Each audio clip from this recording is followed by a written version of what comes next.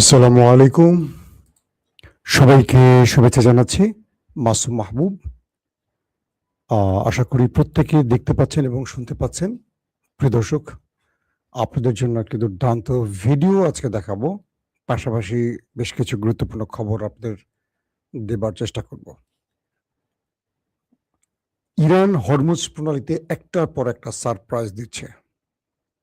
মার্কিন যুক্তরাষ্ট্র যখন ইরানের একটি জাহাজকে আটকে দিল, কমান্ডো বাহিনী পাঠিয়ে গুলি করে, তখন ইরান চুপ থাকবে এটা হয় কি করে? ইরান কিন্তু মার্কিন যুক্তরাষ্ট্রকে সেই সময়টা তার প্রতিক্রিয়া দেখিয়েছিল ড্রোন অ্যাটাক চালিয়ে। এবার সেই ইরান কি করেছে জানেন? আমেরিকার সবচেয়ে বড় বন্ধু মধ্যপ্রাচ্যে ইসরায়েল। সে ইসরায়েল সংশ্লিষ্ট একটি জাহাজকে কমান্ডো স্টাইলে, ফিল্মি স্টাইলে আটক করলো। চলুন আমরা সেই ভিডিওটা আপনাদের এক নজর দেখাই। আমাদের লাইভে এখনো অনেকে সম্পৃক্ত হতে পারেননি। পরবর্তী আপনারা অনেকে দেখে নিতে পারবেন। আসেন আমি আপনাদেরকে একবার সেই ভিডিওটি দেখাই। তাহলে বুঝতে পারবেন যে ইরান কি খেলা দেখিয়েছে।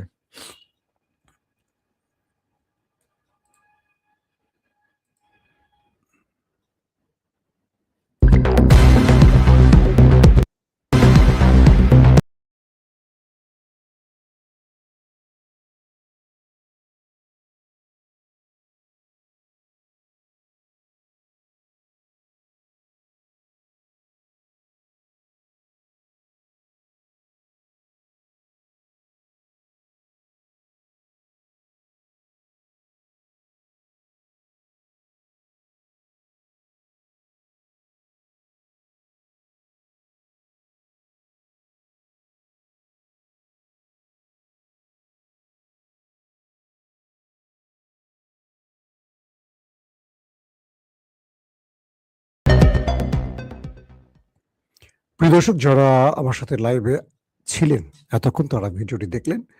আমি এই ভিডিওটি নিয়ে একটু বিশ্লেষণ করব আপনাদের জন্য। প্রথমে খেয়াল করেন, সাগর থেকে একটি ছোট স্পিড বোট টাইপের কিছু এগিয়ে আসে।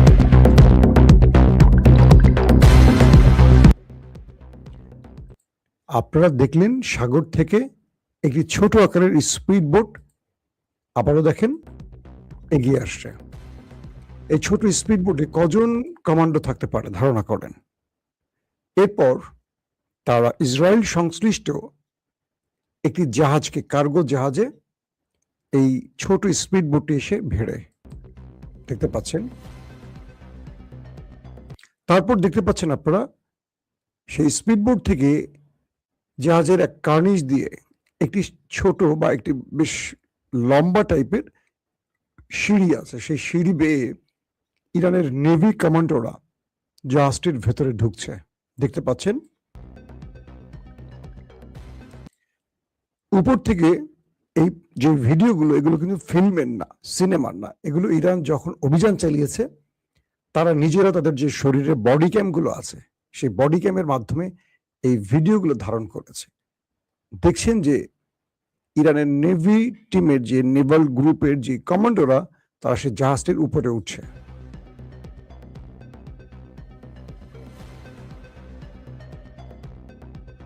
সিনেমায় কি এরকম দৃশ্য দেখেছেন বাস্তবে কখনো? একে একে মুখোশ পরা ইরানের কমান্ডোরা এমএসসি সেই জাহাজের ভেতরে উঠে গেল, কার্গোতে উঠে গেল। আপনারা লং বা মাস্টার শটে দেখতে পাচ্ছেন পুরো জাহাজটি সাগরে। এরপর ইরানের কমান্ডোরা সেই জাহাজের কক্ষে প্রবেশ করছেন সশস্ত্র অবস্থায়। দেখেন, বাপরে বাপ, কি টাইপের বন্দুক! দুই একটা আমারে দেয়া দরকার। দেখেন বাইরে হেলিকপ্টার অপারেশন মনিটর করছে ইরানের। অ্যাটাকিং হেলিকপ্টারগুলো সেই দৃশ্য মনিটর করছে। অপারেশন শেষ, জাহাজ দখল, তারা আবার একটা দড়ি বেয়ে নিচে নেমে যাচ্ছে। বুঝতে পেরেছেন সবাই? আশা করি পুরো ভিডিওটা দেখে আপনারা ক্লিয়ার হয়েছেন। এটা হলো শহীদ খামেনি, আয়াতুল্লাহ আলী খামেনির ইরানের খেলা। আমেরিকা যখন ইরানকে বা ইরানের জাহাজকে আটক করলো, ইরান বলছিল ওয়েট অ্যান্ড সি, ওয়েট করো, দেখো আমরা কি করতে পারি। এরপর ইরান নিজে মার্কিন যুক্তরাষ্ট্রের মিত্র ইসরায়েল সংশ্লিষ্ট বা ইসরায়েলের হতে পারে, ইসরায়েল মালিকানাধীন বা সংশ্লিষ্ট, এটি বলা হয়েছে ইরানের আইআরজিসির পক্ষ থেকে, সেই জাহাজটিকে এইভাবে নাটকীয়ভাবে ফিল্মি স্টাইলে আটক করেছে এবং এই ভিডিও ইরান পৃথিবীব্যাপী রিলিজ করেছে। যে হরমুজ প্রণালীতে মার্কিন ওয়ারশিপগুলো, ডজন ডজন ওয়ারশিপ দাঁড়িয়ে আছে, ইরানকে খুঁজছে, পাইলে হিট করবে, তাদের নাকের ডগায় ইসরায়েলের জাহাজকে এভাবে আটক করে ইরানের কমান্ডো বাহিনী। এরকম দৃশ্য সচরাচর আমরা মুভিতেও দেখার সাহস করি না, যদিও মুভি মেক করা হয়, কিন্তু ইরান আমাদের কি বড় সারপ্রাইজ দিল একবার চিন্তা করেন। ইরান বলছে হরমুজ প্রণালীতে মার্কিন যুক্তরাষ্ট্রকে যেতে হবে, হরমুজ থেকে যেতে হবে, এবং যতক্ষণ তারা এই অঞ্চল থেকে না যাবে ইরান হরমুজ ক্লোজ করে রাখবে। এখন পর্যন্ত হরমুজ প্রণালী দিয়ে কোনো জাহাজ ঢুকতে এবং বেরোতে পারছে না ইরানের অনুমতি ছাড়া। যে জাহাজটি ইরানের অনুমতি ছাড়া প্রবেশ বা বেরোবার চেষ্টা করছে, সেই জাহাজটিকে ইরান আটক করছে অথবা গুলি করে আটকে দিচ্ছে। গতকালকে আমেরিকার নাকের ডগার সামনে দিয়ে আমি গতকালকে আপনাদের যতগুলো ভিডিও দিয়েছি, প্রতিটা ভিডিওতে আমি আপডেট দেবার চেষ্টা করেছি, কারণ ইরানের জাহাজকে আটকে দেবার জন্য হরমুজ প্রণালীতে ডোনাল্ড ট্রাম্পের নেভি বা তার বাহিনী যে নৌ অবরোধ তৈরি করেছে, সেই নৌ অবরোধের সামনে দিয়ে, নাকের ডগার সামনে দিয়ে, চোখের সামনে দিয়ে ইরানের 50টি কার্গো জাহাজ বেরিয়ে গেছে। 50টি। আমেরিকা শুধু চেয়ে চেয়ে দেখেছে, ইরানকে আক্রমণের সাহস করেনি। আর সবকিছু মিলে মার্কিন প্রেসিডেন্ট ডোনাল্ড ট্রাম্প তার নৌবাহিনীর চিফকে তার চেয়ার থেকে সরিয়ে দিয়েছেন। অর্থাৎ আমেরিকা তার এই পরাজয় লজ্জিত হয়েছে না, ট্রাম্প নিজেকে পরাজিত ভেবেছে, তার পরিষ্কার দৃশ্যায়ন বা পরিষ্কার এক বাক্যে যদি বলি যে তার পরাজয় মেনে নেয়ার যে লক্ষণ, সেটি হলো তার নেভি প্রধানকে তার চেয়ার থেকে সরিয়ে দেয়া হয়েছে। আপনারা জানেন যে এর আগে আমেরিকা ইরানের লড়াইয়ের মাঝখানে 40 দিনের যে লড়াইটা হয়েছিল যুদ্ধবিরতির আগে, আমেরিকা তার সেনা প্রধানকেও সরিয়ে দিয়েছে এবং টপ বেশ গুরুত্বপূর্ণ সিনিয়র কয়েক ডজন জেনারেলকে সরিয়ে দিয়েছে। এই ঘটনাগুলো প্রমাণ করে যে আমেরিকা ইরানের কাছে হেরে যাচ্ছে। এখন পর্যন্ত ইরান তার একজনও সেনা সদস্য বা যুদ্ধকালীন সময় আইআরজিসি বা নেভি বা এয়ারফোর্স বা সেনাবাহিনীর কাউকে সরায়নি। প্রত্যেকে তার দায়িত্ব পালন করছেন, আর অনেকেই দায়িত্ব পালনরত অবস্থায় শাহাদাত বরণ করেছেন, কিন্তু তার রাষ্ট্রের জন্য, দেশের জন্য সর্বোচ্চ লড়াই করছেন, ইমানদারিত্বের পরিচয় দিচ্ছেন। কিন্তু ডোনাল্ড ট্রাম্প পুরো মার্কিন যুক্তরাষ্ট্রের মধ্যে, পুরো এস্টাবলিশমেন্ট বা পুরো সেনা বাহিনীর মধ্যে এক ভয়ঙ্কর অস্থিরতা তৈরি করে ফেলেছেন। একদিকে নেভি প্রধান আউট হয়ে গেল, কদিন আগে সেনা প্রধান আউট, টপ জেনারেলরা আউট, ইস্পাহানে অভিযানের নামে একটা বিশাল কমান্ডো গ্রুপকে ইরানের হাতে মারা পড়ে গেছে।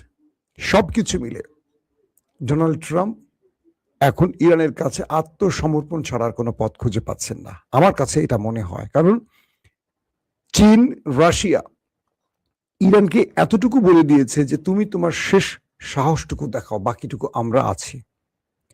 আমেরিকা বারবারই বলছে ইরানকে মানচিত্র থেকে মুছে দিবে, পাথরের যুগে পাঠাবে, একটা পুরো ইরানি সভ্যতাকে ধ্বংস করবে, এবং সেই অনুপাতে আমেরিকা চেষ্টাও করেছিল নিউক্লিয়ার অ্যাটাকে। আপনারা জানেন যে সিচুয়েশন রুমে মার্কিন প্রেসিডেন্ট ডোনাল্ড ট্রাম্প চিৎকার চেঁচামেচি করে তার চিফ অফ স্টাফ চেয়ারম্যান ডেইন কেনের কাছ থেকে নিউক্লিয়ার কোড চেয়েছিল, তাকে দেয়া হয়নি।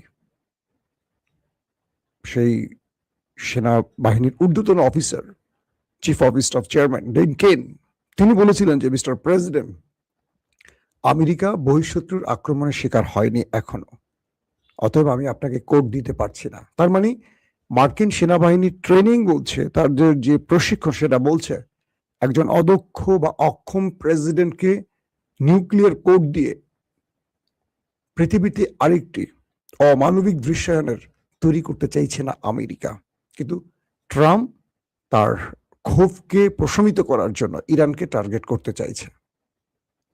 পাশাপাশি ইসরায়েল নামক যে দেশটি আছে, তারা আমেরিকার এই পরাজয়গুলোকে দেখছেন, অন্যদিকে তারা তাদের প্রতিশোধ মেটাবার জন্য লেবাননকে টার্গেট করছেন। তারা লেবাননকে বারবারই হামলা করছেন, আক্রমণ করছেন, কিন্তু ইরানকে কোনোভাবেই আয়ত্তে আনতে পারছেন না। মার্কিন প্রেসিডেন্ট ডোনাল্ড ট্রাম্প তার দুটো কার্ড খেলেছেন। এক, হরমুজ প্রণালীতে নৌ অবরোধ করে ইরানকে আটকে দেবার সিদ্ধান্ত নিয়েছেন, যাতে করে ইরান তার সাথে ডিল করতে বাধ্য হয়। দ্বিতীয় যে বিষয়টি ছিল, যদি এতেও ইরান রাজি না হয়, ইরানে বোমা মেরে পুরো ইরানকে ধ্বংস করার হুমকি দিয়েছেন। ইরান ডোনাল্ড ট্রাম্পের এই বক্তব্যের পরিপ্রেক্ষিতে বলেছে, তোমার যা খুশি করো, তোমার যা খুশি করতে পারো, কিন্তু ইরান যেটা করবে সেটার জন্য প্রস্তুত থেকো। ইরান বলছে, আমার হাতে অসম্ভব কিছু সারপ্রাইজিং কার্ড রয়েছে, যে কার্ডগুলো তুমি কল্পনাও করতে পারবে না। আমি গতকালকে লাইভে আপনাদের একটি কার্ডের ঘোষণা দিয়েছি, তার নাম সাবমেরিন ক্যাবল, অর্থাৎ ইউরোপ, এশিয়া এবং মধ্যপ্রাচ্য, মিডল ইস্ট, এই বিশাল অঞ্চলের ইন্টারনেট কেবলটি গেছে পার্সিয়ান গালফ অর্থাৎ হরমুজ প্রণালীর নিচ দিয়ে। এটা ইরানের অঞ্চলের ভেতরে পড়ে। ইরান বলছে, যদি আমেরিকা ইরানে কোনো বড় আক্রমণ করে, পুরো পৃথিবীকে আমরা অন্ধকার করে দেব। এই সাবমেরিন কেবল আমরা কেটে দেব। এতে করে পুরো পৃথিবী অন্ধকার যেমন হবে, পুরো পৃথিবী অচল হয়ে পড়বে। আধুনিক পৃথিবীতে ইন্টারনেটবিহীন 1 সেকেন্ড কেউ চলতে পারে কল্পনা করা যায় না। ইরান বলছে, আমরা চলতে পারবো। আমরা নিজেদেরকে প্রস্তুত রেখেছি ইন্টারনেট, বিদ্যুৎ, সকল ব্যবস্থার বাইরে। আমরা 1400 বছর আগে রাসূল সাল্লাল্লাহু আলাইহি সাল্লামের সেই জীবন থেকে শিক্ষা নিয়ে বড় হয়েছি, আমাদের জাতিকে সেভাবে বড় করেছি। সো তোমরা চলতে পারবে না ইন্টারনেটবিহীন, আমরা চলতে পারবো। যুগের পর যুগ বিদ্যুৎ না থাকলেও ইরানের জাতির কিচ্ছু হবে না। তারা সেই প্রশিক্ষণ নিয়েছে, দিনের পর দিন না খেয়ে থাকতে পারবে তারা, কারণ তারা রোজা থেকে সেই শিক্ষাটা নিয়ে নিজেকে প্রস্তুত করেছে। ইরানি জাতি 40 বছরের অধিক সময় ধরে নিজেকে প্রস্তুত করেছে। এমন উত্তরের কাছে ডোনাল্ড ট্রাম্পের ফ্যাকাশে মুখটা খুব, কি বলবো, দেখার মতো ছিল। কোনোভাবে চাইছে যে কোনোভাবে আমেরিকা ইরানকে একটি চুক্তিতে বাধ্য করে ফেস সেভিং। ইরান কোনোভাবেই তাকে ফেস সেভিং দিচ্ছে না। ইরান মানে আমেরিকা পাকিস্তানের মাধ্যমে চেষ্টা করছে ইরানকে কিছু বার্তা দিতে, আবার ইরান পাকিস্তানের মাধ্যমে কিছু বার্তা দিচ্ছে আমেরিকাকে। এই বার্তা আদান প্রদানের মধ্যেই রয়েছে। তারপরও আমরা চূড়ান্ত ফয়সালা এখন খুঁজে পাচ্ছি না। সবচেয়ে ইন্টারেস্টিং একটি ব্যাপার আমি খেয়াল করলাম, ভারতের গণমাধ্যমগুলো। ভারত সাম্প্রতিক সময়, ভারতের সাথে নরেন্দ্র মোদীর ভারতের সঙ্গে ডোনাল্ড ট্রাম্পের যে রিলেশন, সেটা আমাদের কিছুটা চোখে পড়েছে। তো ভারত ইরানের এই আক্রমণগুলোকে ফিল্মি স্টাইলে প্রচার করছে। ভারতের জনগণ কিছুটা মনে হয় ইরানের পক্ষে দাঁড়িয়েছে। তারা আমেরিকার পতনটা দেখতে চায় ইরানের হাতে। তারা ইসরায়েলের পক্ষে, ভারতের জনগণ ইসরায়েলের পক্ষে, কিন্তু তারা এই মুহূর্তে ডোনাল্ড ট্রাম্পের বিপক্ষে দাঁড়িয়ে গেছে। এবং ইরানের এই জয়গুলো, ইরানের দুর্দান্ত আক্রমণগুলো ভারতের গণমাধ্যম যেভাবে প্রচার করছে, সেটাও দেখার মতো। সত্য মিথ্যা মিশিয়ে করছে কিনা জানি না, কিন্তু তারা খুব ফিল্মি ঢঙে সেই সংবাদগুলো প্রচার করছে। দর্শক, আরো অনেকগুলো খবর ছিল, এই খবরটি দিতে গিয়ে আমি চাচ্ছি বাকি সংবাদগুলো আজকের মতো স্কিপ করি, কারণ রাতে আপনাদেরকে আরো অনেকগুলো গুরুত্বপূর্ণ খবর দেবার জন্য আমি প্রস্তুত করছি। আরো অনেকগুলো তথ্য আমার হাতে রয়েছে। সো আজকের মতো বিদায় নিতে চাই। প্রত্যেকে ভালো থাকবেন। আল্লাহ হাফেজ।